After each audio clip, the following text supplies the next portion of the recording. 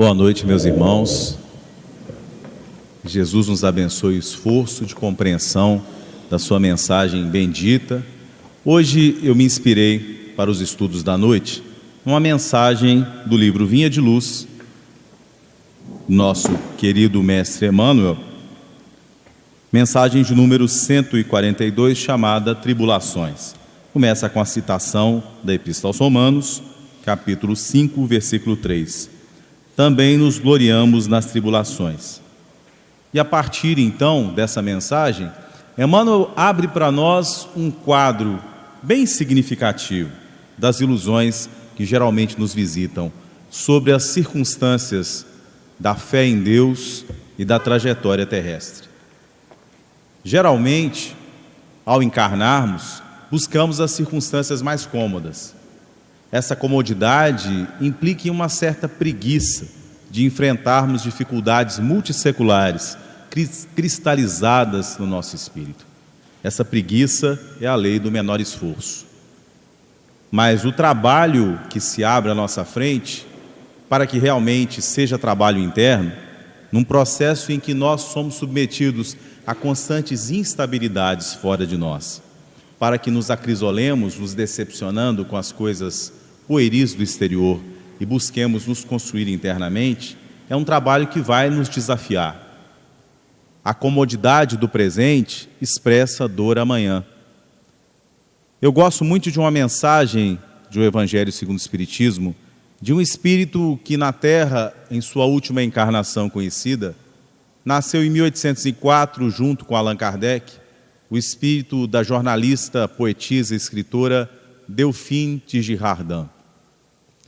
Delphine, recém-desencarnada, então, quando transfere a mensagem, quando transmite pela psicografia, ela nos fala uma coisa bem interessante, que para você avaliar um processo, você tem que avaliar as suas consequências.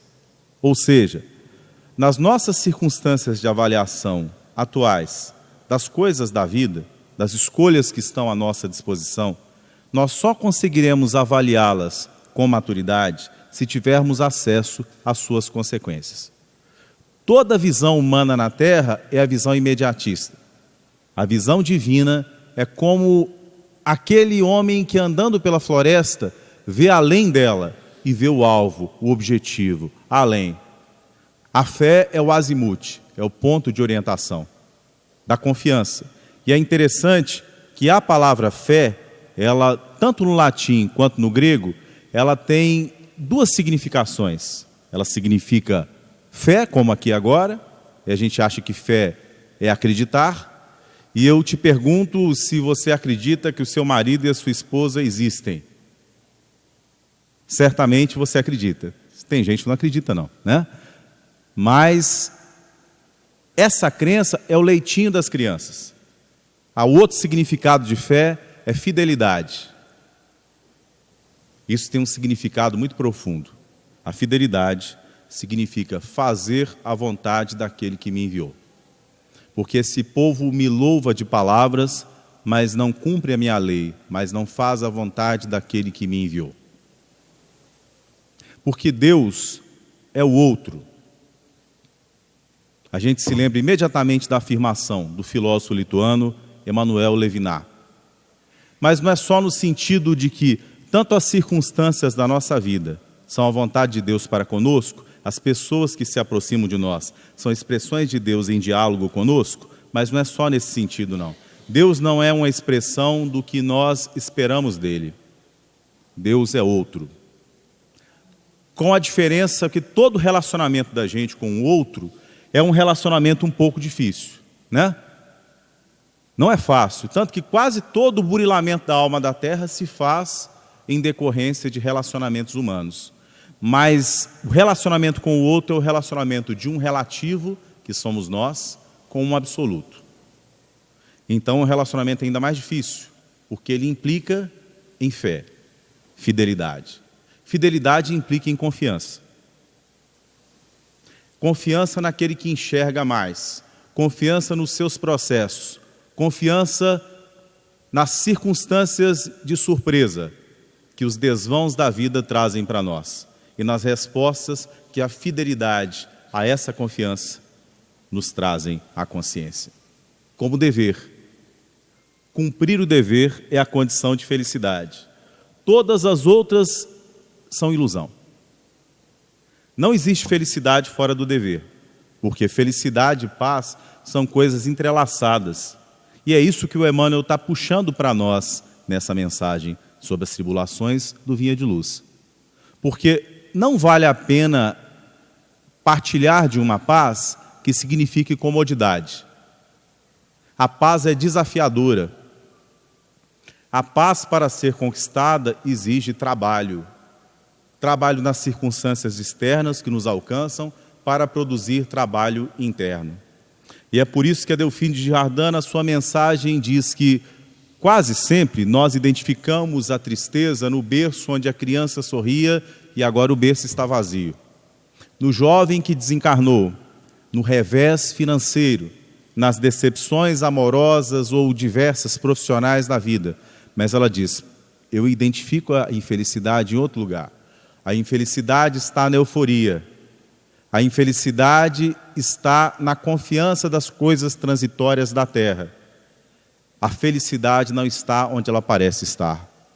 E ela diz isso porque ela já atravessou e ela consegue ver a encarnação do ponto de vista de quem já desencarnou com consciência. Porque não basta desencarnar, é necessário desencarnar com consciência para poder avaliar. O que significa isso? As inteligências, os corações que em nome de Deus gerem a nossa encarnação, o fazem com base no método da nossa imortalidade e não com base no método das nossas comodidades atuais, ou daquilo que nós desejaríamos, ou daquilo que por vaidade, por desejo, nós desejaríamos apressar. Muitas decepções da nossa vida fazem efeito salutar sobre a nossa evolução imortal. Muitos desencontros, muitas limitações. E para a gente falar disso e exemplificar a mensagem tão consoladora, na minha opinião, a mais consoladora mensagem de O Evangelho segundo o Espiritismo, porque ela se dedica diretamente aos corações que estão despertando para a verdade, porque a gente deve abandonar a ilusão antes que a ilusão nos abandone. É importante abandonar a ilusão espontaneamente, para que nós sejamos expressões autoconscientes de evolução. Quando a gente pega a mensagem do Espírito Lázaro, que ele nos diz que inicialmente o homem só tem instintos, depois ele passa a ter sensações, e finalmente, com escolha, com livre-arbítrio, ele passa a ter sentimentos. E se a gente for ao Paulo de Tarso, ele nos diz, usando um verbo grego que se refere a separar metais, aquele chapeuzinho de chinês ao contrário, que lá em Minas Gerais a gente coloca ouro para separar da limalha, né? O cadinho que o Emmanuel fala tanto dele, porque ali, sob temperaturas altas, é separado da limalha a parte suja do que é limpo, do que é precioso, né? É justamente nessa separação que nós conseguimos subir. E o Emmanuel usa o verbo grego dokimatzen, separar metais, para dizer que nós devemos amar de forma a alcançar as coisas que são excelentes. Significa que existe um amor iludido, mas existe um sofrimento mediano, ainda muito cheio de ego, mas existe um sofrimento daquele que se dedica ao bem e está crescendo. Existe como sofrer crescendo e existe como sofrer descendo. Como dizia o Chico Xavier, né? Há chuvas que constroem e há chuvas que destroem. Lágrimas são também assim. Porque quando as lágrimas que nós derramamos por decepção são ruptura com o passado e com as ilusões que alimentavam o combustível da direção para onde nós gravitávamos, você pega o Livro dos Espíritos, livro 4º, mensagem do Espírito Paulo de Tarso, vai começar assim, gravitar para a unidade divina, eis o fim da humanidade. Então a gente tem que gravitar para Deus de forma a unificar o coração. Unificar é outra forma de dizer fidelidade. É por isso que na Torá, todas as metáforas daquele povo antigo que filtrou com seu potencial anímico, com a sua historicidade mediúnica, física, de encarnação na Terra naquele tempo, a mensagem da Torá, o que eles conheciam de mais íntimo do relacionamento humano era o casamento. Então, Jesus é o noivo e é o filho do grande Senhor, filho do grande rei, que é a metáfora para o Deus universal, que espera um casamento, parábola das 10 virgens, parábola do festim de núpcias. Vamos a essa parábola? A gente encontra em Mateus Levi, que escreve para o povo judeu. E ao escrever para o povo judeu, ele acrescenta uma parte a mais. Vou falar dela agora, né? E tem ela também em Lucas. O Lucas já está falando para um público mais amplo. Então, Mateus vai falar de um rei que convida os seus vassalos. Para você ser vassalo, você tem que ser nobre também. Então é uma outra cidade, com outra administração que está submetida a ele. E ele chama com convidados especiais, são os primeiros convidados. Mas eles não dão atenção aos servos que vão chamar. Um vai para o seu negócio, o outro para o seu campo. E finalmente, isso que só tem em Mateus Levi, alguns pegam os servos que tinham sido enviados, depois de vilipendiá-los muito, causam a sua desencarnação. Em Lucas não tem isso, né? Então, o rei ordena aos seus servos que vão a todos os caminhos e estradas e chamem a todos que encontrarem. Então, a festa se abre, um terceiro momento da parábola. Quando a festa se abre, o rei passeia pela festa. Então, identifica um homem e o chama. E esse homem estava sem a veste nupcial. E ele pergunta: amigo, por que estás sem a veste nupcial? E pede então aos seus servos para atá-lo, a palavra é importante, a gente vai voltar a ela, e colocá-lo do lado de fora, atirá-lo do lado de fora, onde haveria choro e ranger de dentes, né? É interessante que, quando ele está falando para os judeus, ele está falando dos profetas que foram enviados, como mensageiros da boa nova, como precursores da boa nova trazida por Jesus. E esses profetas não foram compreendidos, porque o profeta fala aos corações que estão preparados. Os outros não têm os ouvidos de ouvir, não têm os olhos de ver. As pessoas materialistas, o profeta delas é o consumo, porque o consumo promete transformações materiais. É necessário que esse coração se decepcione com as coisas passageiras da terra, com sonhos de realização de coisas mortas, para que então busque as coisas vivas e eternas. Rompa definitivamente com a ilusão dessa busca e busque o que é verdadeiro. E isso é representado por aqueles que iam buscar o seu negócio e aqueles que iam cuidar do seu campo, mas não tinham tempo, não tinham prioridade, não gravitavam para Deus, não tinham os ouvidos de ouvir, porque onde está o nosso tesouro, aí também está o nosso coração. Então, Jesus está falando de prioridade, foco, gravitação, é atração. Onde está o tesouro, aí também está o coração. E aí nós estaremos, por lei de atração, por lei de localização, nós atrairemos elementos que formarão o mundo ao nosso redor, com as circunstâncias necessárias a nos desiludir do homem antigo que nós éramos, para que nós venhamos a chorar. Bem-aventurados os que choram, porque serão consolados. É quando você bate o nariz na porta e você volta à direção certa. Chorar o falso eu, o eu antigo, é essencial. Melhor do que rir. Por isso, felizes são aqueles que choram e tristes são aqueles que agora riem. A linguagem metafórica fala de realidades espirituais profundas. É melhor atravessar com o dever experiências de privação e trabalho do que deitar em louros e almofadas e depois, em circunstâncias de recapitulação muito mais difíceis, ter que retomar a jornada. O que acontece? Todos nós, na Terra, estamos tecendo uma veste. Todos nós somos chamados. Os escolhidos, nos diz Emmanuel, lá no livro Consolador, são aquelas almas que já se despertaram para a evolução consciente e de boa vontade vêm à Terra, até às vezes sem necessidade de aqui reencarnar novamente, para servir. Mas nós somos os chamados, eleitos só Jesus Cristo, porque a sua evolução se fez sem os percalços que nós atravessamos na Terra. A sua fidelidade foi grande na noite dos milênios, dos bilênios do passado, e recebeu sob os cuidados, como supernane do planeta, a nossa humanidade. essa humanidade. Porque todo o universo é habitado em níveis diferentes. E nesse universo inteiro há uma lei, há um Deus. Lá no acordo com Israel na Torá, eu serei vosso Deus e vocês serão meu povo. E vocês serão uma bênção para as nações. Os sionistas esqueceram a terceira parte, né? De ser uma bênção para as nações. Porque um coração evangelizado, ele faz toda a diferença.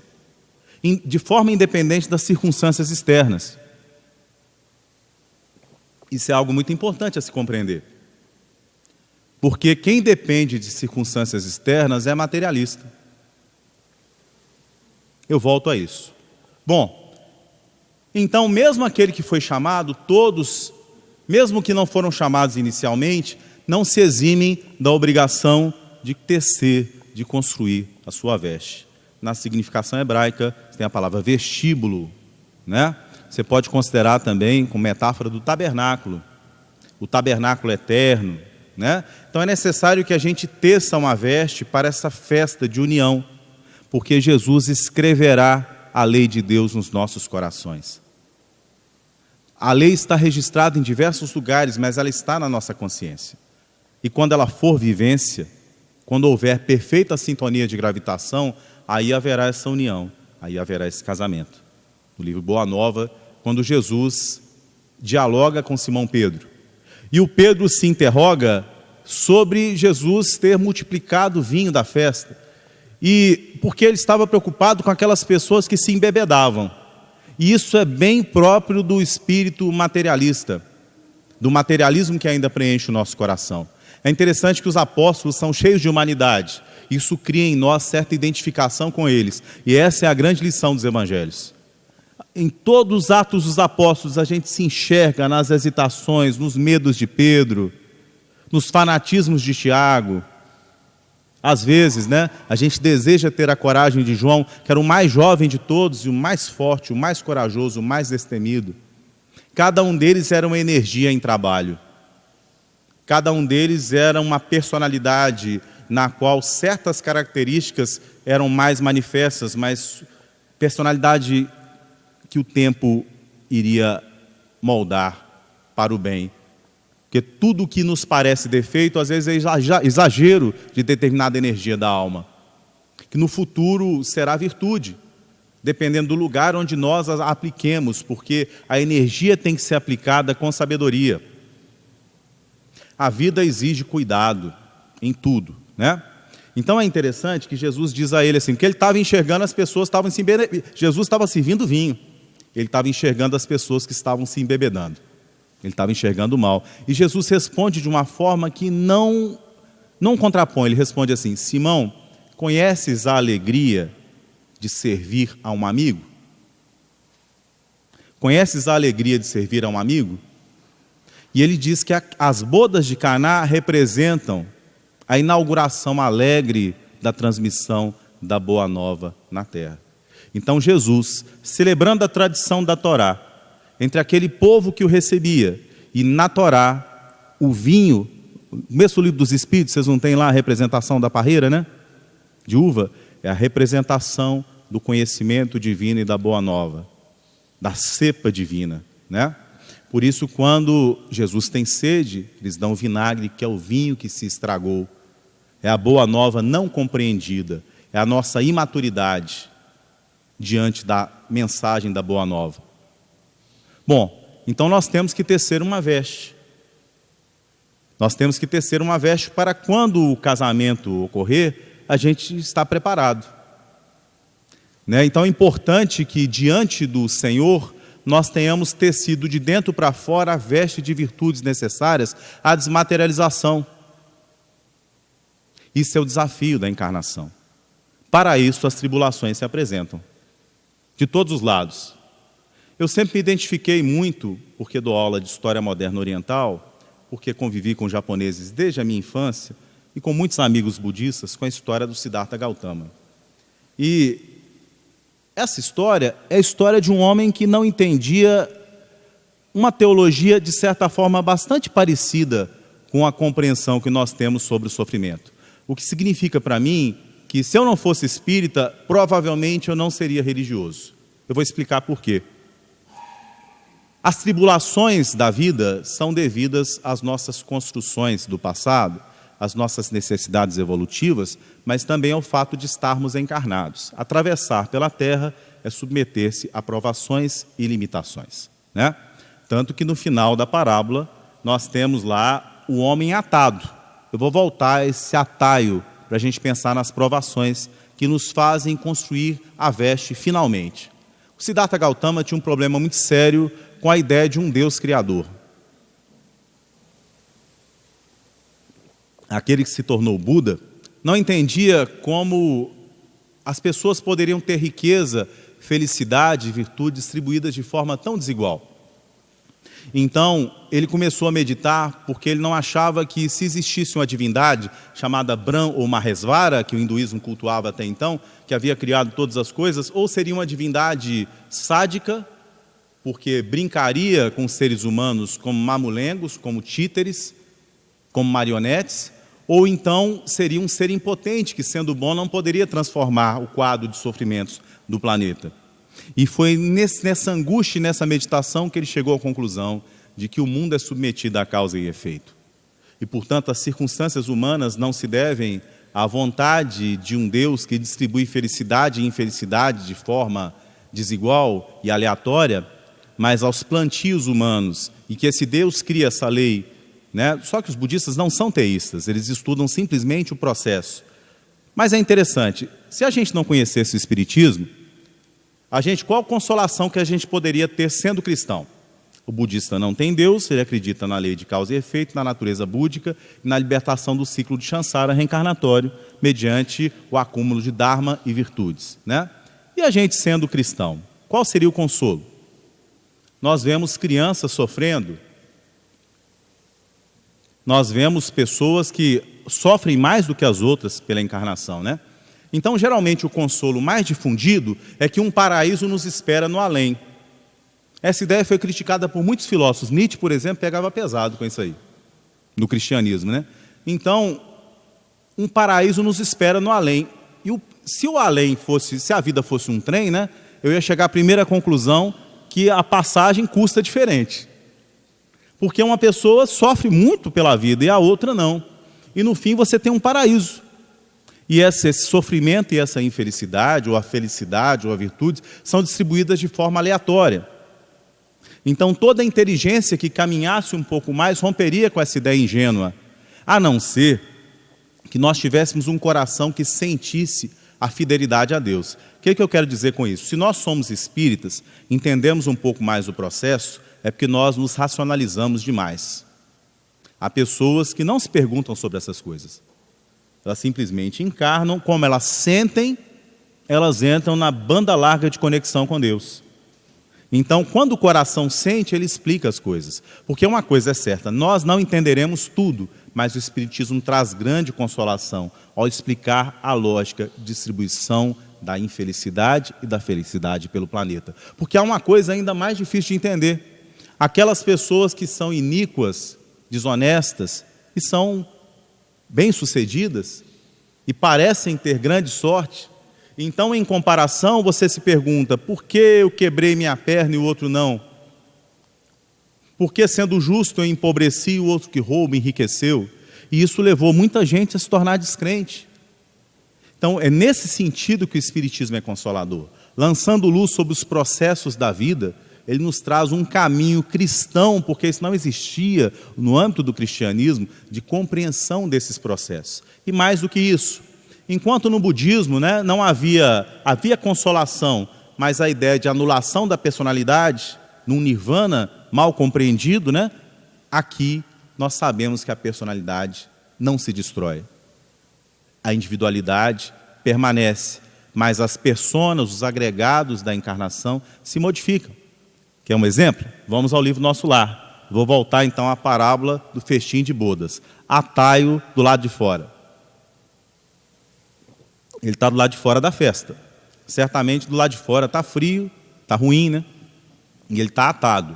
André Luiz chegou a Nosso Lar e foi se entrevistar com o ministro Clarencio. Quem já leu Nosso Lar aqui? E ao se encontrar com ele, fazia um tempo que ele estava se recuperando, então ele queria trabalhar. É como se ele pedisse a ele assim: eu só fui médico na Terra, me dá um plantão de 12 horas, 24 horas, né? Queria um PSF, você não tem aí não? Eu queria trabalhar, quero ser útil. Isso é bastante compreensível. Então se assentou, sabiamente, o ministro Clarencio assenta ao lado dele na entrevista, faz entrevista de 2 a 2, e assenta ao lado dele uma senhora que não havia se adaptado a nenhum tipo de trabalho em nosso lar, para que o André sentisse profundamente como é necessário servir, sem escolher. E então ele entende, sem até que Clarencio precisasse dizer de forma clara, com a linguagem para além das palavras, mas com uma didática fantástica, né? Que ele não havia tecido a veste da medicina para a espiritualidade. Porque a gente veste diversas vestes. Um é um título acadêmico, é uma conta bancária, é uma consideração social. A mensagem do início da reunião nos falava disso. A consideração social não é importante. Importante é a paz de consciência. A gente não deve se basear na consideração social. Não é porque as pessoas acham que a gente está correto que a gente está correto. São coisas diferentes. Amigo verdadeiro, às vezes, é aquele que diz que você está errado. É aquele que tem a liberdade e a coragem de te dizer isso. É quando você manda um artigo para uma revista acadêmica e você recebe aquela sentada, aquele toco na linguagem do Cariri, né? E aí você começa Tem 2 atitudes. A primeira atitude é achar: esse povo está com inveja de mim. Tem gente que pensa assim, né? Ou esse povo está dizendo coisas que não tem a ver comigo. A segunda: realmente eu tenho várias deficiências. O que ele está falando faz sentido, olha aqui. E eu vou melhorar isso aqui. Eu vou me analisar para melhorar esse meu relaxamento. É o que a gente deve fazer quando toma bomba numa prova. No que eu fui frágil? Então a pessoa que nos ataca, o inimigo aparente, ele é mensagem de Deus para conosco.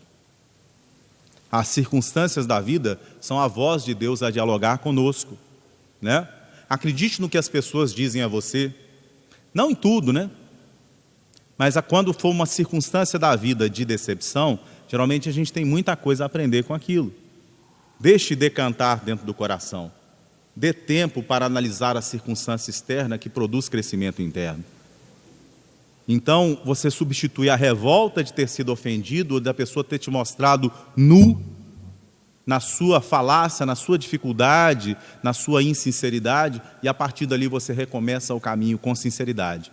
Mesmo que sobre os opróbios, naquele momento acende-se uma luz no seu coração. Estevão estava sendo apedrejado, mas o seu coração estava em paz. Todo o sinédrio era contra ele.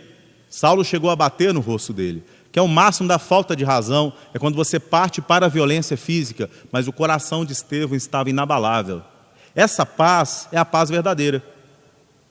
Essa o mundo não a dá, porque o reino dos céus não vem com aparências exteriores. Então André Luiz começou em nosso lar a sua trajetória atado na medicina, alimpando vômitos, na tarefa humilde de auxiliar aos espíritos sofredores nos hospitais pelos quais um dia ele tinha passado, né?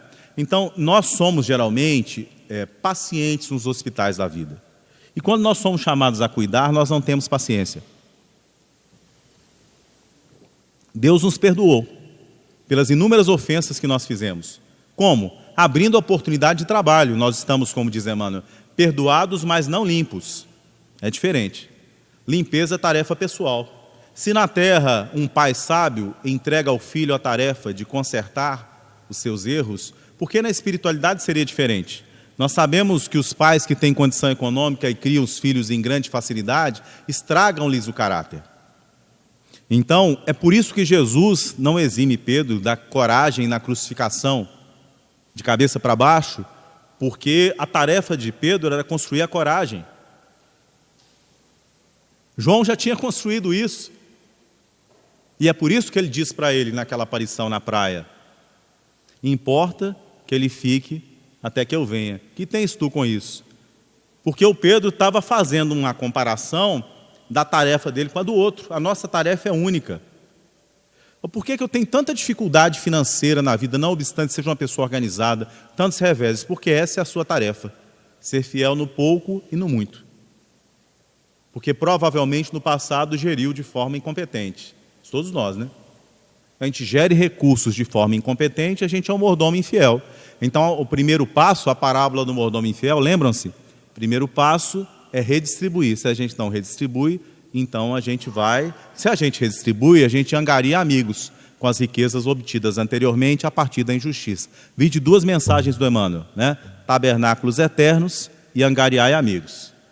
As 2 mensagens interpretam a parábola do mordomo infiel, que é metáfora para a nossa vida. Que mordomo é aquele que administra.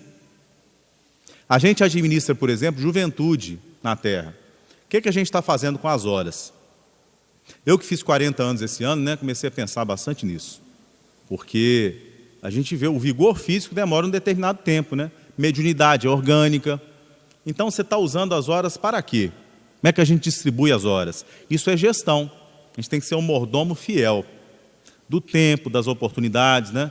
Uma mensagem lá no Humberto de Campos, ela conta de um faroleiro que usava óleo mineral para iluminar na Hélade, nas ilhas em volta da Ática, ali do Peloponeso, né? Uma dessas ilhas, ele tinha um farol que iluminava os barcos para chegarem ao porto. Isso impedia muitos naufrágios. Ele começa a ser muito generoso na compreensão dele, e as pessoas pedem para fazer comida, para esquentar à noite, ele começa a dar o óleo. Até que na metade do tempo em que o óleo viria, ele fica sem óleo. Então muitos navios naufragam, ele é levado a Atenas, e em Atenas ele é decapitado. E a gente entende então que o bem não pode se eximir de sabedoria. É como se fossem fios que unem essa camisa aqui, né? Um vertical e um horizontal. Sabedoria e amor são as 2 asas que nos conduzem. A gente não pode descuidar de nenhum aspecto da vida. Às vezes a pessoa pensa assim, eu sou um bom pai. Você é um bom marido? Não, mas eu sou um bom pai. Uma coisa não tem a ver com a outra. Tem relação sim, mas você não pode cobrir um santo descobrindo o outro, como se diz no interior de Minas. A gente tem que cuidar da esposa e a gente tem que cuidar dos filhos. E a gente tem que cuidar da profissão. Ah, mas é difícil, tem que administrar. Isso chama tribulação, é estar encarnado. E você tem que cuidar das suas finanças. E a gente tem que cuidar do corpo. O Emmanuel usa a metáfora do corpo. Já experimentaram molhar os pés sem enxugar e calçar sapato? Na pé de atleta, frieira, né? O Emmanuel deve ter conhecido isso bem aqui como Manuel da Nóbrega, que chegou aqui, lá no clima europeu, não tem tantas essas coisas, né? Chegou aqui o clima úmido, quente, né? Tropical. Então os jesuítas tiveram que conviver com aquelas roupas fechadas, né? E tem que enxugar, tem que cuidar. Então os cuidados são variados, é com o corpo, é para o colesterol não subir, é para se exercitar, é para cuidar da educação das crianças, é para cuidar do casamento, é para cuidar da vida espiritual. Então tem que gerir gestão. Por isso a imagem do Senhor da vinha, do Filho do Senhor da vinha, que administra com ele, porque nós estamos cuidando, na verdade, da obra do Senhor, no nosso limitado campo de atuação. O que se existe? Eu não sei o que eu faço. Porque todo mundo tem grandes tarefas. Qual a minha tarefa? A sua tarefa é o seu dever. Aquele que está à sua frente. Fazê-lo bem feito. Porque a vaidade nos leva a pensar que a gente vai fazer obras grandiosas aos olhos dos outros, aos olhos dos homens. Mas grandioso é cumprir o seu dever. O que José da Galileia fez de grandioso? Ele cuidou do bebê mais precioso que já veio nesse planeta. E da sua mãe. E essa tarefa foi muito bem feita. E são poucas referências a José da Galileia nos evangelhos, mas a gente vê José sempre na carpintaria de trabalho, nas ordenações junto ao governo, cumprindo os seus deveres e cuidando de Jesus e Maria, e por isso José foi grande. Como Deus, porque Deus não aparece. Você não vira uma folha e vê uma assinatura. Deus, como diz Humberto de Campos, não disputa com as vaidades humanas, mas Deus faz a sua parte. Deus faz a sua parte. Por isso Deus está na sintonia de tudo que é paz, de tudo que é tranquilidade, de tudo que é realização. Gravitar para Deus é ser-lhe fiel. Então eu estava falando daquela relação entre fé e fidelidade, da correspondência sinonímica das palavras, né? Se a gente for, por exemplo, ao governador espiritual do planeta, lá no Getsemane, Pai, se possível, afasta de mim esse cálice, mas que se faça segundo a tua vontade e não segundo a minha. Ou então, Pai, se possível, afasta-me dessa hora, mas logo depois, para essa hora vim. Isso é fidelidade, que permite enfrentar a tribulação. É o governador espiritual do planeta é o nosso modelo e guia a partir dos mínimos detalhes do cotidiano, porque os discípulos escrevem que nesse momento ele suava sangue, né? E a fidelidade, porque a vontade de Deus é o melhor para nós. A partir do exemplo de Jesus, milhões de espíritos se transformaram para o bem. Milhões de espíritos se transformaram para o bem. Então, quando nós enxergarmos isso claramente, aquilo que a Delphine de Jardin diz lá no seu capítulo do Evangelho segundo o Espiritismo, a infelicidade real, nós vamos começar a confiar em Deus e, em confiando nele, acreditarmos que Deus faz o melhor para nós, que cumprir a sua vontade é o único caminho de felicidade. Então vamos tornar cada circunstância do nosso cotidiano circunstância de fidelidade. Porque a gente tem fugas para a realização do ego, acreditando ainda que essas coisas vão trazer bem, ou que isso não tem importância, e com isso a gente perde o que há de mais precioso, que é o tempo da encarnação. E no tempo que a gente tinha, a gente não tece a veste. E a gente pode acontecer da gente chegar na festa e estar despido da veste nupcial. Então a gente pode ser atado naquilo que a gente precisa aprender por amor, né? Então tem lá quando Moisés, por um tempo Moisés não esteve entre os seus, não esteve com o faraó, no palácio do faraó, para estar por um tempo entre os seus no deserto, em privação, né? Por um tempo a pessoa está passando pela cegueira física. Por um tempo ele está afastado do filho que desencarnou. A alegria do reencontro excederá a tristeza da separação. Então, o Padre Antônio Vieira tem uma reflexão sobre isso, quando ele fala das últimas horas de Jesus na Terra, que ele fala como Jesus amava muito, esse tempo para Jesus deve ter parecido para ele curto. Qualquer pessoa sob aquelas condições de tortura sentiria isso como longo. Mas eu vou pegar aqui um exemplo imperfeito. Se a gente for ao livro Paulo e Estevão, aquela hora em que o Paulo permanece na prisão, se confessando cristão, né, numa prisão romana, para tocar os corações dos outros presos. Se lembram do livro? Ele permanece na prisão e se considera prisioneiro de Jesus, e a hora que ele vai ser chicoteado, ele não sente o chicote. Ele, naquele momento em que ele está sendo açoitado, ele entra num estado espiritual que o tornava alheio às dores físicas e àqueles padecimentos em redor. Quando a gente vê aqueles exemplos orientais de iluminação, o Espírito se ilumina, né? Naquele momento Paulo se iluminou. E vejam bem, iluminação não é afastamento de circunstâncias exteriores de dor. É a criação de um estado interno que te permita compreender a verdade e relativizar-lhes. O meu médico de joelho, meu grande amigo Giovannini César Figueiredo, ele diz que dor é um paradigma. Eu comecei a entender que é mesmo. Dor é um paradigma de comparação. Então é nesse sentido que o Espiritismo é consolador. Aquela música do Gladson Lage, né? Já não é sentida a dor, bendito Consolador. O Paulo chega a isso. Porque quando você mede o sacrifício e você o submete ao amor, o sacrifício deixa de ser sacrifício. Quando você mede o tempo de espera, e o tempo de espera é tempo de amor, Jesus devia querer ficar mais tempo ali conosco. Ele sentia que queria ficar mais tempo, porque cada segundo de Jesus na terra é muito precioso. A maioria de nós procede à semelhança do Cirineu, e carregou a cruz, obrigado. Então nós somos realmente constrangidos ao dever. Quando o dever assumido de boa vontade, com alegria no coração de servir, relativizaria e, por fim, consolaria, anestesiaria as nossas dores. É por isso que todo espírito elevado não está nem aí para a dor física, não está nem aí para padecimento.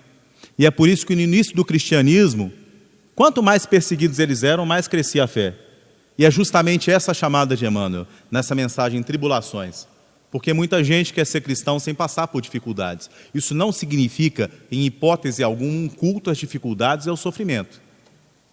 Por toda a inteligência, por toda a proteção, por todo o amparo, nós somos, pelos corações que nos amparam na terra, defendidos de muita coisa. Por exemplo, eu viajo constantemente para bancas. Quando eu morava em Belo Horizonte, quase tudo era em Belo Horizonte, né?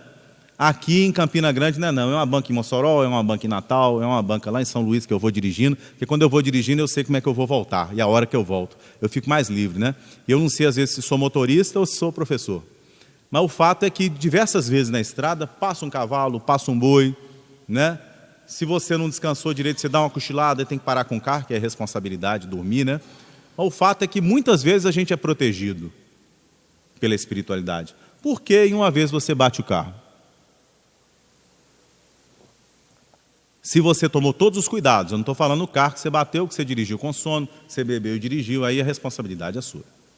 Eu estou falando quando você tomou todos os cuidados e mesmo assim bateram no seu carro. Ou você estava dirigindo e veio alguém na contramão e te acertou de frente. Ou então, vamos pensar numa realidade de Campina Grande bem atual, a violência. Quantas vezes alguém vinha te assaltar, você saiu com o carro para um lado, você percebeu antes, você se livrou, ou a pessoa não escolheu você, porque em determinado momento você foi assaltado. Vocês reconhecem que houve proteção diversas vezes? Tem muita coisa assim. Ou então financeiramente. A via de regra, para todo mundo que trabalha no bem, é passa um revés financeiro e vem uma ajuda. É ou não é? Todo mundo aqui que trabalha. Comigo sempre foi assim.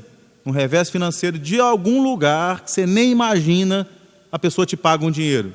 O governo te paga alguma coisa, está atrasada. Aparece um trabalho. Um livro vende mais do que você nem imaginava que aquele livro ia vender, e aquele seu livro vende e gera dinheiro, que livro universitário geralmente só dá despesa, né? E por que então que às vezes alguns revés financeiros, não obstante o nosso cuidado na gestão, nos alcançam? Porque Deus está dizendo alguma coisa para a gente. Está dizendo alguma coisa, né?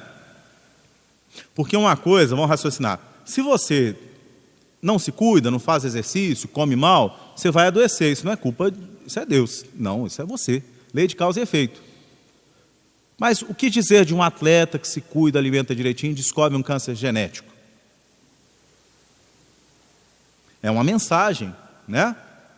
Já que a doença não tem relação alguma com a hora da morte, existem pessoas saudáveis que desencarnam e pessoas doentes que ficam doentes por muito tempo, a circunstância de sofrimento e limitação é aquele atalho.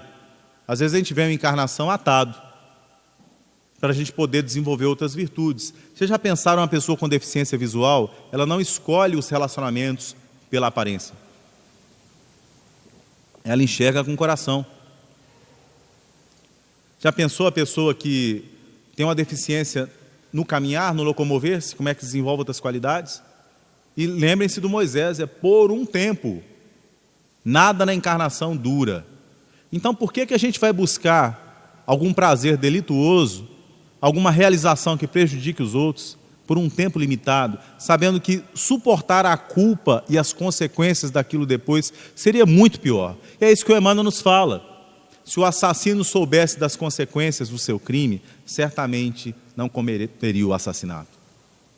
Se as pessoas soubessem dos inúmeros olhos que nos observam por dentro e por fora o tempo todo, visando nos aprimorar, buscariam espontaneamente a vontade de Deus, o reino de Deus em toda a sua glória, porque todas as outras coisas virão por acréscimo. Quer dizer, é uma noção de prioridade.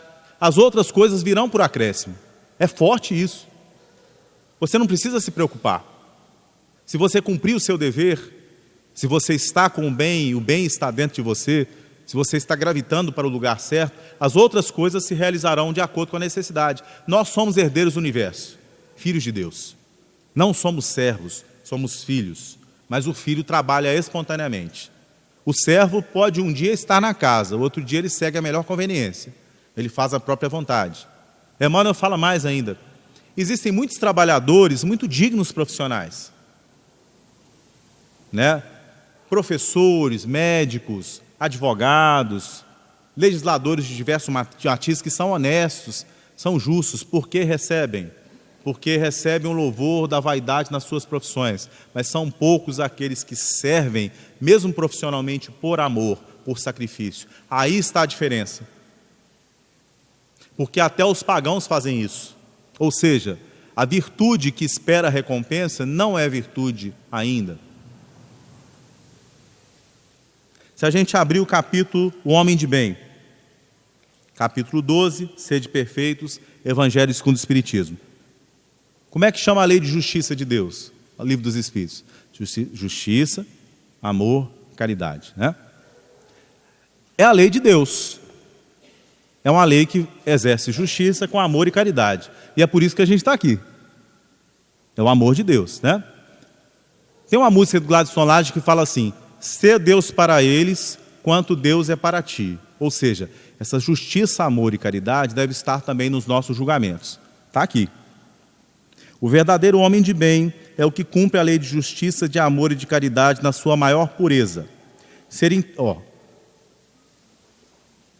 ele interroga a consciência sobre seus próprios atos, a si mesmo perguntará se violou essa lei, se não praticou o mal, se fez todo o bem que podia, se desprezou voluntariamente alguma ocasião de ser útil, se ninguém tem qualquer queixa dele, enfim, se fez a outrem tudo o que desejaria que lhe fizesse.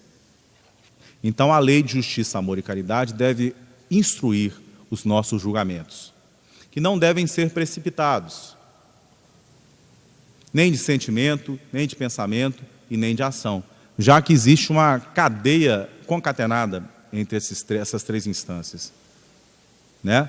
O sentimento gera o pensamento. Então a sede a ser trabalhada está lá no livro Pensamento e Vida do Emmanuel. É o sentimento. Como se transforma o sentimento? Com a vontade e com a boa vontade, né? Então quando a gente passa a amar, nosso julgamento muda. A gente desenvolve mais paciência. É assim, por exemplo, com quem ama o seu aluno. O aluno não está aprendendo, ele não desiste do aluno. Porque a gente, imediatamente, quando as pessoas dão alguma dificuldade, a gente começa a construir planos de abandoná-las, né? Isso é muito comum na nossa impaciência. Imagine se Deus fizesse isso conosco. Então, o bom professor é aquele que muda a estratégia didática para alcançar o coração do aluno. Eu me lembro quando voltei de Paris em 2004, né? Eu cheguei todo animado, eu dava aula no curso, está até fazendo aniversário hoje de formatura deles, curso superior de gastronomia que a gente fundou lá na Estácio de Sá de Belo Horizonte. Uma série de professores, eu fui chamado para dar aula, e aí eu dava aula de História da Alimentação. E aluno de História da Alimentação não é aluno de História, né? Então não tem interesse por teoria da história. Só que você volta do exterior todo animado. Então os alunos se assustaram comigo. Porque aluno de curso particular, nem sempre assim, o professor que sobe muito o nível, eles gostam. Você tem que antes se identificar com o coração deles. E foi uma lição importante para mim, que hoje é uma turma super amiga, né? Eles se assustaram um pouquinho comigo. Porque primeiro eu comecei a ouvi-los. Aí quando eu comecei a ouvir, né, eu comecei a sentir qual estratégia didática eu utilizaria com eles. Ao invés de dar aula de história, eu comecei a fazer receita em sala de aula. Pensar em etnia, pensar na cognição, que se faz a partir dos sabores. Eu pensava nas especiarias, nas grandes navegações, para falar do Oriente. E com isso eu acabei alcançando esses corações, né? Então é assim com a educação das crianças também. Existe uma forma de acessar o coração. De forma que não é o que você diz, é com que sentimento você diz. Isso é esforço, porque a gente é cheio de coisas, a gente é cheio da maneira de fazer, mas é aprender com o outro como fazer. É se calar e ouvir o outro. É como o homem e a mulher dançando, né? Não tem machismo nisso não. É porque na dança daqui do Nordeste, do forró que eu aprendi aqui, né? É o homem que conduz. Então você tem que deixar que o outro te conduza. É como a língua. Cada língua tem uma entonação. Não basta aprender a língua, tem que aprender a entonação. Cada pessoa tem um ritmo. Caridade, amor, é sentir o outro, para acessá-lo naquilo que ele precisa. Então não é sair falando de verdades espirituais para quem não está na maturidade de compreender. É tentar fazer um ajuste de expectativas em relação ao que o outro pode oferecer. Falar menos e ouvir mais, para que a gente possa oferecer o que o outro espera de nós. O que o outro, acima de tudo, o que o outro precisa de nós, né? Isso às vezes é gradativo. A gente vai se aproximando da alma do outro devagar. Às vezes por encarnações a fio. E a gente precisa só ter paciência. A pessoa é refratária, mas você vai sendo honesto, digno, verdadeiro e amoroso. Porque a tarefa é longa. Esperar resultado imediatamente é a ingenuidade, é a imaturidade que atrapalha a colheita. Porque você planta a semente e fica desenterrando para ver se brotou. A fé, o lavrador quando planta, ele confia na terra. Ele tenta confiar na chuva, né? porque é um processo que por gerações e gerações foi daquela forma. Emmanuel fala que a gente só come porque a gente confia que vai digerir, senão a gente não comia, se achasse que ia empachar, né? Então, por que a gente tem dificuldade de confiar nos processos, que são os processos da lei? A gente não precisa desconfiar. Então, a forma maior de difundir a falta de fé é difundir a falta de controle dos processos da humanidade por um Deus único, sábio, poderoso, né? E que é único em todo o universo, e que nada faz de injusto, e que cuida de nós, os mínimos aspectos. E Allan Kardec, quando pergunta, né, ele se surpreende: vocês estão cuidando da minha vida financeira, vocês estão preocupados com isso? Se nós não cuidássemos, porque nós não o amaríamos. E ele está ouvindo isso do Espírito de verdade, né? Então, assim, o revés que vem é o revés necessário.